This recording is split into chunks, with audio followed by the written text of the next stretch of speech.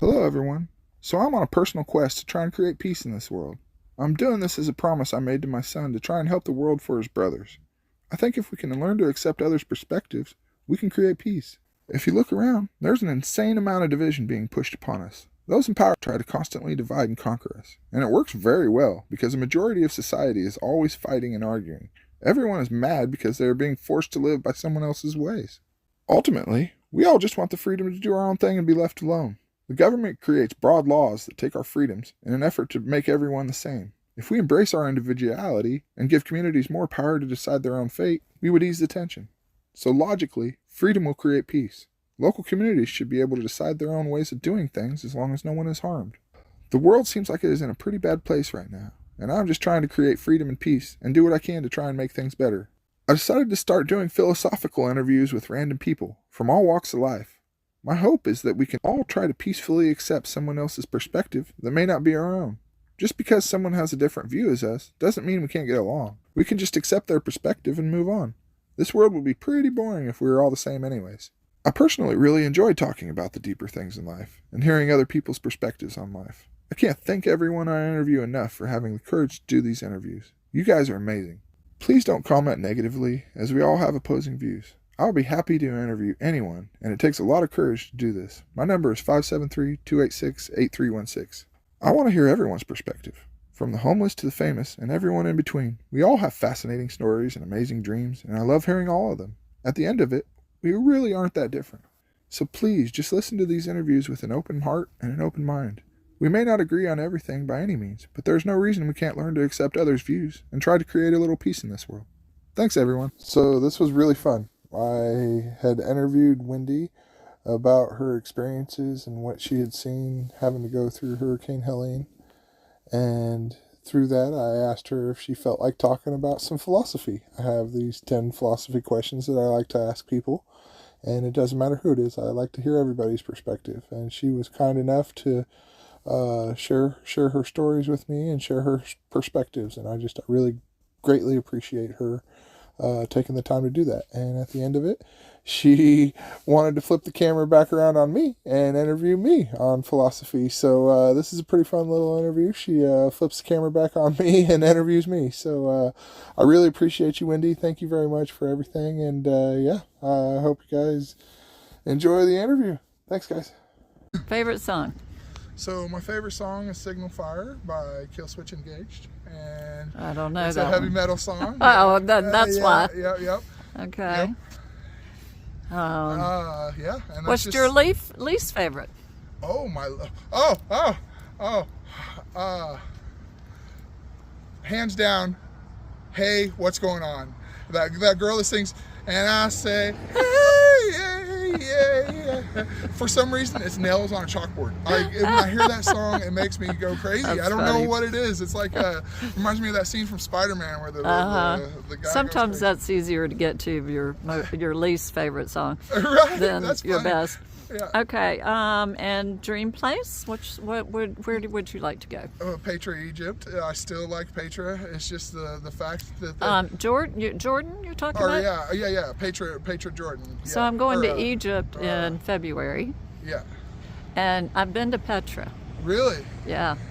Oh, is that amazing? It was really amazing. Oh, I can only imagine because they carved that all out of the side of the mountain, right? It's amazing. That's just one piece. Yeah. So there's that and what is it, Bangor or Wat or whatever? Angkor Wat.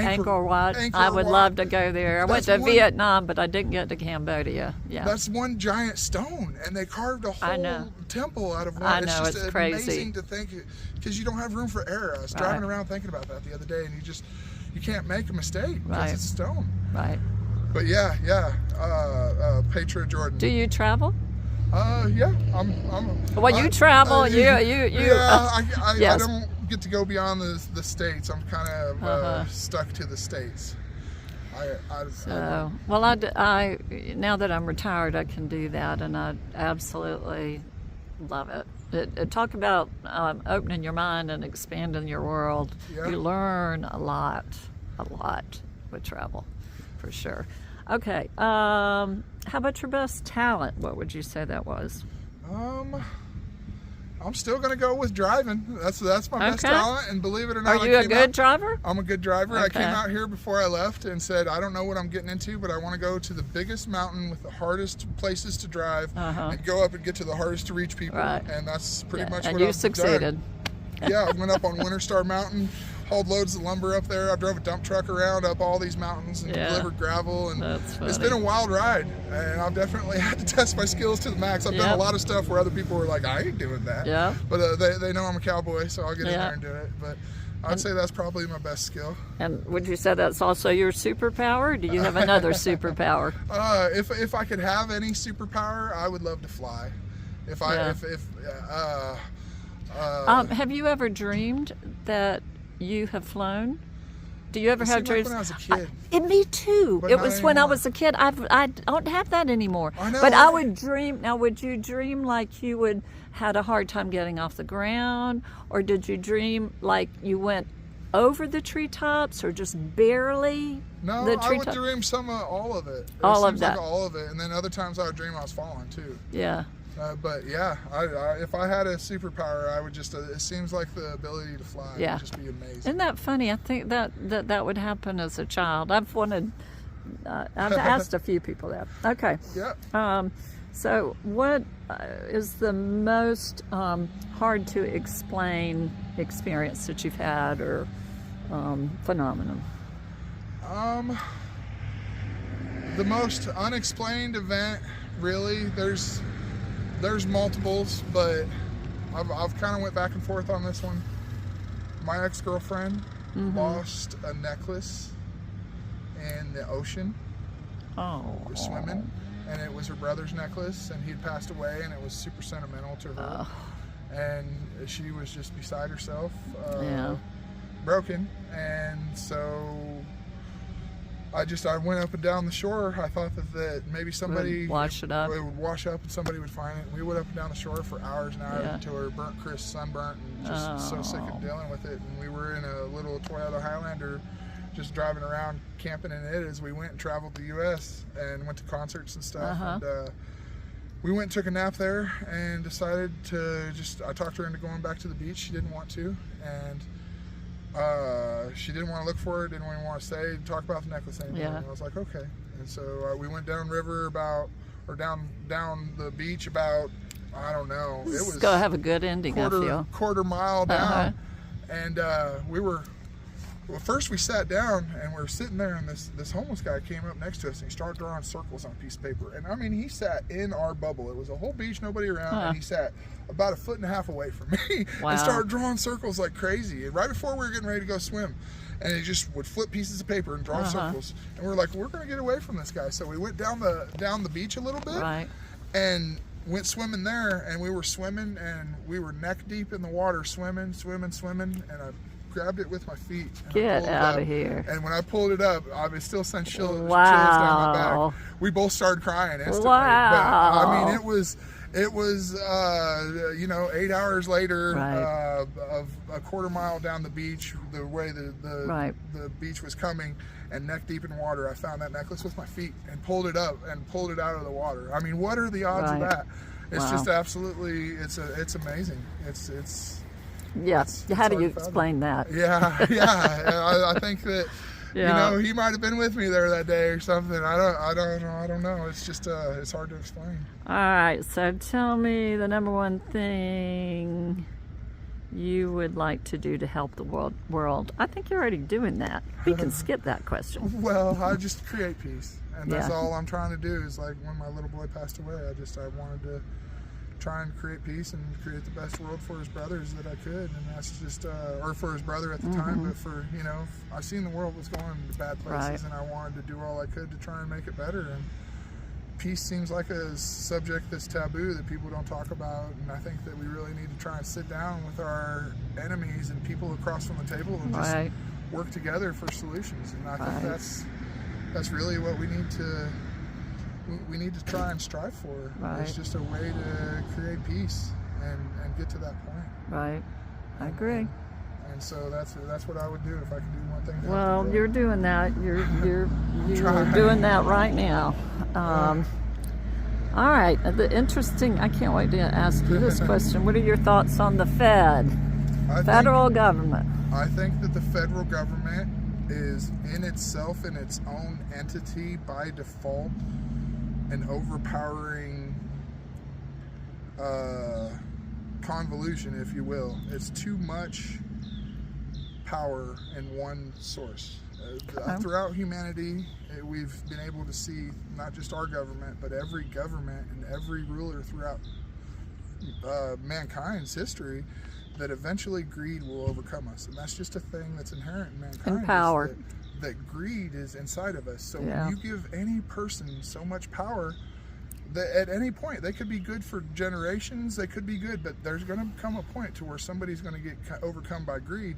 And when they have that much power, it's going to be genocide or whatever to overcome that and stop them. And so by default, giving an entity that much power is not a good idea. I don't think that giving someone so much power is a good idea. So my idea is to try and figure out how to give the power to the people and limit the government to the smallest ability possible, the smallest form possible, because that way we the people can still control it. Right now, if it costs $1 billion to become president, that's not run by we the people, it's run by money. And you got to have I hear you on that. $50,000 just to become a candidate in the primary. Right. Like I've done stuff like tried to run for president and stuff, and you can't even become a candidate in the primary. And so I have a solution for all that, in which we work at like high schools and the way they do divisions, like just like a wrestling championship to go to state and then nationals and all that. Just do the same thing with presidents and take all the money out of it and consider it a bribe at that point. But I think that the government right now, there's so much division with everybody that they're just sick of being forced to live by everybody else's ways, and ultimately we want the freedom to do our own thing and be left alone. And by default, the government has to create broad laws that encompass everybody, and everybody's so burnt out on that if we would just take a step back and let people have their freedoms to do what they want, as long as they're not harming anybody. I believe in the no victim, no crime principle, and if there is no victim, then there should be no crime. And if there is a victim, we'll of course seek justice in every way possible, but until that point, let communities decide what they want to do. And if they want to have a Republican-run community, let them do that. If they want to have a Democratic-run community, do that. And just have it voluntary, a voluntary society of voluntary taxes, and just that's the way freedom really would look like, is if we had a voluntary society. And I have ideas on how to make it all coexist, but you can do it on a local level, and just raise your community up and put hands on the community instead of depending on the government to do it. Just put your hands on the community and raise your community up the best you can, and limit the size of the government and do everything on a local level. And that's basically my answer. Is self-sufficiency is ultimately going to give that, because the only way to truly achieve freedom is to not be dependent upon the grocery store or the electric company or anything else. And if you can do that as a community, you're free, and you'll be set and good to go. So and keep power in your hands, in the community's hands, and not give it to any one person. Just keep it to the community, power to the people. I've got more questions on that, but we'll save those. Right. Okay. So, Josh, where did you come from? I don't know. I think that the concept of God, for me, is just bigger than what we can understand. I agree with that. And I've done a lot of research into a lot of religions and a lot of stuff, and it seems like mankind always puts his hands in to control people, and it's just been that way in every country and every religion throughout all history. And it seems like mankind has tainted religion through my perspective, and what God really is something beyond what we know. But what I do know beyond a shadow of a doubt is that we are all connected through energy, and that this entire universe runs on energy. And if something happens a million miles away in Saturn or the moon affects our tides. Everything is connected. We are all connected, and we don't understand that connection or how it works, but we are all connected to it. And that's why I also believe in the power of prayer. I believe that the power of prayer is a real thing, and that energy that connects us all. I think there's good energy, and I think there's bad energy, and you can even see it recently. They even did it the smallest microbial into a cell. They seen it. It looks like a yin and a yang. Even it's weird. But like there's good and there's bad energy, positive and negative, even your battery terminals on your car, and there's just everything. It kind of goes with that, and so you get what you give, and I believe kind of in a karma thing too, to where if you give positive, you get positive, and you give negative, you get negative. Mm-hmm. But at the same time, you still kind of have to have both in order for it to all coexist, because you can't appreciate the positive without the negative, you know? And so as hard as it is, it's just how the universe works, and it's just, I don't understand it all and I don't get it all. Right. But I do know beyond anything else that there is an energy that is surrounding us all, and whether or not that has a consciousness and all this other stuff, I don't know. I do know that even in the Bible, I think that even like in Revelation, in the last part of the Bible, they say you can't touch the Bible and manipulate the Bible. But if you look, the Codex and the original Bible, they've all been tainted and all been reworded and stuff. And like son, even the word son, even though it's the word son, it can be interpreted and over century and millennia just turned to be something else. And I don't know, but I mean, there's just so many words that you can interpret it, especially when you're going from Hebrew to English. Sure. Or Hebrew to any, I Right. mean, we've went from multiple language. I think it went from Hebrew to Latin to English, you know, and then, so it's just, there's so much that can get lost and so many people that could put their hands in. I don't know. And that's as weird as it sounds at the end of it all, I go, I don't know. And that's my final answer, is that I have no idea, but Right. I know that there's an energy connecting us all. So that's kind of. Maybe that's all we have to know. Yeah. Okay. And this kind of goes along with that. What would you say the meaning of life is? I think the meaning of life is to basically find your purpose, maybe.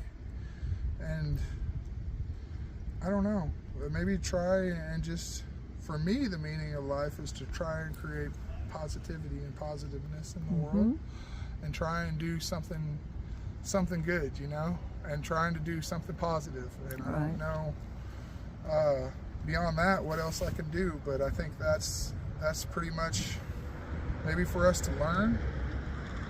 And I don't know, just do what we can. Right. Yeah. Right.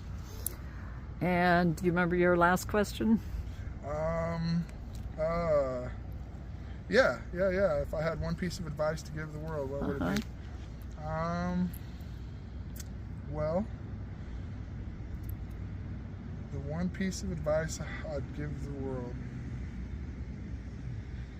don't let your own fear hold you back, because everybody has a dream and everybody has something that they want to achieve in life, but they're always scared to do it, take that first step. And it's like jumping off a cliff.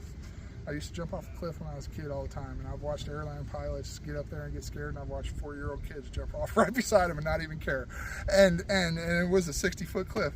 And it's just, so you got to have the courage to take that step and just go into the unknown and go do something different. And even like me coming out here, I had no idea. I came out here, I left town with $430 and had no idea where I was going or what I was doing. Right. And I've made it here, and I've been here for quite a while now, 3 weeks, a little over 3 weeks. And I had to have no fear and just jump in. And you got to do that with everything in life. And I've always kind of done that with whether it's be businesses or relationships or whatever. You have to have the courage to take that step and just go for it and jump off that cliff and not look back.